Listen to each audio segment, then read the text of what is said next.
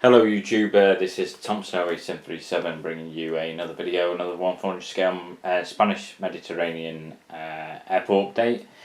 This is going to be the last and final update in this current series. I say current series because who knows, this airport may come to life again one day. I won't say, like never say never basically. There is the possibility, depending on how things go, collection-wise, how things go in real life. At Palma, things might change there. That might inflict on me doing updates and stuff, possibly. With it being primarily based on that airport. But for the most part, this is for now the end of this project, and like I say, I've thoroughly enjoyed it. Like I've said in previous updates, the aspect of basically after this, do the video, take pictures and whatnot and stuff like that, and then what we're going to do is go back do the US project. So I need to, like I say, get them models separated, work out which models I'm selling, and then basically go through a system of basically what models I'm keeping, what's kind of still active in modern day. Now the future projects for the US project and the utilising the previous UK airport, which focused mostly on cargo, they will be sort of like starting off with like a similar concept to what we've done with this airport and kind of going back in time. Now the US, you're probably talking early 90s based on like Southwest movements. To sort of present day, and then the UK version, that will probably go back in time from 2005 onwards, with most of the movements based on the airport I work at, which is Doncaster Airport. Just so we're not going to be going back in time like we did, like this one we started in 1994 with this project. But there will be a continuation of that kind of pattern. But once we've done with the UK project, I really want to focus on a modern day setting. I'm already working on things with that. Sort of re-looking at the cargo schedule, East Midlands cargo schedule, you can find online. They've got no end of stuff added in, such as like ABX Air, Polar Air Cargo, Calita, Average Cargo, all that's kind of just being added in, which is kind of beneficial. I'm looking into that and working out something that will work well with the models I have for the future. The schedule for the passenger stuff, they will be utilised as well. I'll probably stick with the base of probably TUI and Jet2. Jet2 is a must. TUI is a must because I'm a big fan of the TUI group. But Jet2 as well, because Jet2 basically don't fly to any UK airport that they aren't based at. I think the same with TUI as well, and maybe other airlines, but I think like EasyJet, Ryanair, they can always just fly in from other airports because they have a whole network across Europe. Like EasyJet could fly from Luton up north, or do like a service to from Edinburgh or something like that. Same with Ryanair, they can do Dublin. All that kind of stuff. But anyway, that's like in the future. I have no idea on timescale or time frame. All I know is that this is the project that we've been working on, and this is the last update for that. So we'll get into the update now. Don't want to be sort of going on and on too much. So we'll start off with this aircraft pushing back. This TUI Airways 737-800 registration GFDZU. Pushing back on an outbound back to Manchester. Next up we have this TUI Dreamliner Boeing 787-9 registration GTUIJ. This is also operating a run from and to Manchester, which will arise a couple of times Manchester, but just vision it as if there's like a massive increase in passenger numbers. A lot of people have booked this holiday destination and they've brought in the 789, because you might see 788, but you probably won't see 789 doing this kind of run. But for the purpose of the actual model and the actual concept of the update, that's why I featured it. Moving on onto this stand. We have this TUI 757-200 registration GOOBN. This is operating a service from to Gatwick. Next up, we have another TUI Airways aircraft 767-300 GOBYG. This is also doing a run from and to Manchester. I could have selected other destinations, I will admit, but kind of on the time period based on 2019 on airliner.net, the majority of pictures where these aircraft are taken were at Manchester, which is why I've chosen them. If we just zoom out, this aircraft taxiing past. Another 787-9 in the scheme of this Air Europa livery.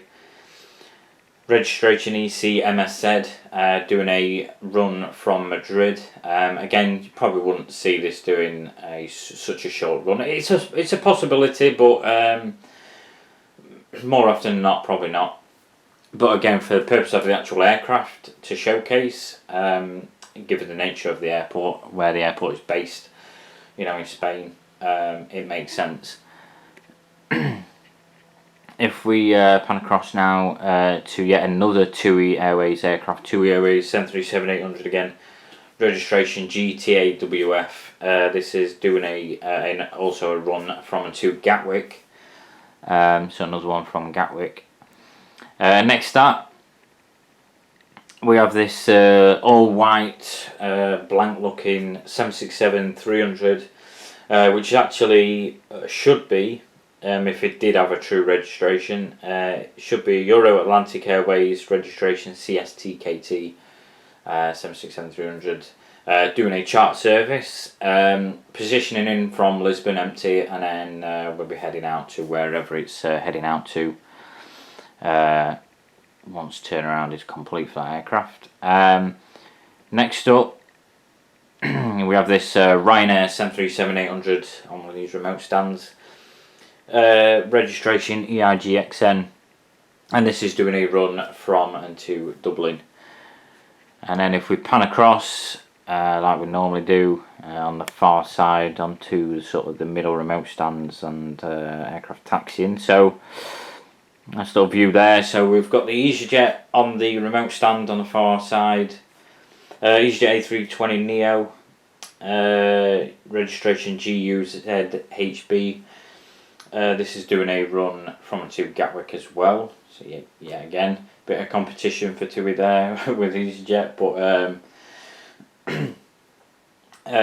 bit different concept, obviously, given the two natures of both airlines.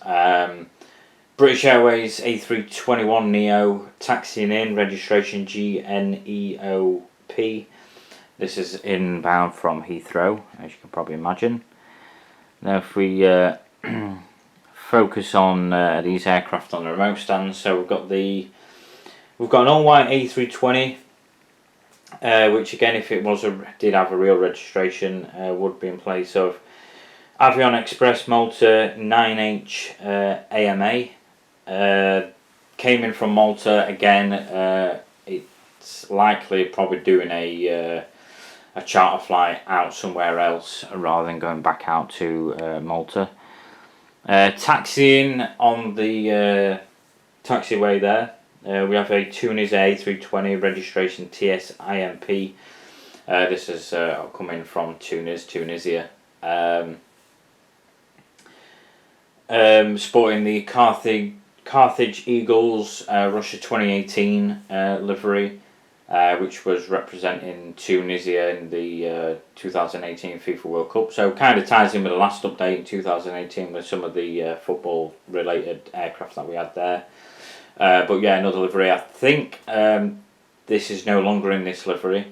I also have a standard Tunis Air A320 as well, but I think that's retired as well, no longer in their fleet, which I think is TSIME. But yeah, I think this one is still active, but not actually in these colours anymore. But I could be wrong. Next up, we have this Wizz Air A320, also on the remote stand, registration HALYQ, doing a run from to Budapest. Then next up, we have this Eurowings A320 sporting the Hertz Rent-A-Car sort of promotional livery. Doing a run from Cologne Bonn to back out there as well. Registration DABDU on remote stand as well, and then finish off the final update of this project. Probably one of the best models we've had in recent times, given the livery of it and the nature of how the aircraft looks. A330-900 by Hi-Fly, A330-900 Neo should I say, CSTKY. This is doing a run from Bergamo in Milan, or Bergamo, maybe you pronounce it as, I'm not sure, but yeah, in Italy. One thing about this model, very, very classy. I think with the A320 Neos and possibly A321 Neos, basically all things Neos, and similar to A350s, with the darkened cockpit frame and maybe sort of tinted windows. I don't know if the windows are tinted, I think they are, potentially. Or unless they're just standard like any other aircraft and it's just a black outline that makes them look darker, I'm not sure. But they do make these aircraft look quite authentic. For me, I am more of a Dreamliner person than an A350 person. That's maybe because I see more 787s than I do A350s, but I have to say the A330-900 Neos look pretty cool, and especially when you've got a livery like this. It's almost a bit like kind of I'm obviously not the same, but like the way the Wave is kind of in the concept of the kind of in the TUI sort of livery, but like the opposite way, because on TUI is like the colours on top, but the Wave maybe not quite as extreme, maybe, but you can get the idea of what I'm on about. And yeah, generally just a nice looking aircraft and a nice livery for that. So if we zoom out, just to finish off this particular update, I just want to say, again, thanks for all the support I've had during this series, because there's been quite a few updates. I think 27 in total, something like that. Like I say, we started in the year 1994. Like I say, I did acquire a lot of models just for the purpose of this project.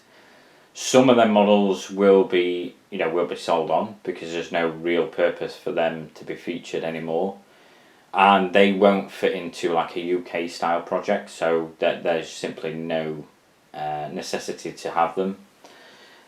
Some of the models are cheap models. You're not going to get a lot for them. Models that you probably at a push, you probably get up to maybe £25 at a push. You're probably maybe talking 15-20 quid, to be fair, if that. But I'll like I said, I'll be going through my collection and seeing what's what and going through everything. But yeah, like I say, thanks for the support through not just this project but all my other projects as well. I know I had a big gap, and a lot of you commented, are you coming back to do airport updates? I think that was for the UK project, I think. Or it might have been the project before that, actually. But even still, like I say, any likes, comments, and so anybody that subscribes who isn't already, just I can't really show my appreciation enough. But all I can say is thank you for that. And yeah, hopefully you've enjoyed this update as much as you seem to have enjoyed the previous updates as well. I know some updates have not been as busy as some, but that's the nature of an airport. They're not always you're not always filled with traffic and stuff. Like I say, future dates, I've no idea. Next Friday I'm going to be doing night shifts, so that's out of the question. And the concept of anything coming in the next few weeks, I don't know. Really don't know. Like I said, I need to sort this project out, take photos first, obviously, package the models away, sort out what models for the US project, sort out what models I'm going to sell, and then basically sort everything else out in between. That's going to be modernised, and then anything that's like older stuff can be put away under my bed, so I don't have to mess about dragging everything out like I've been doing.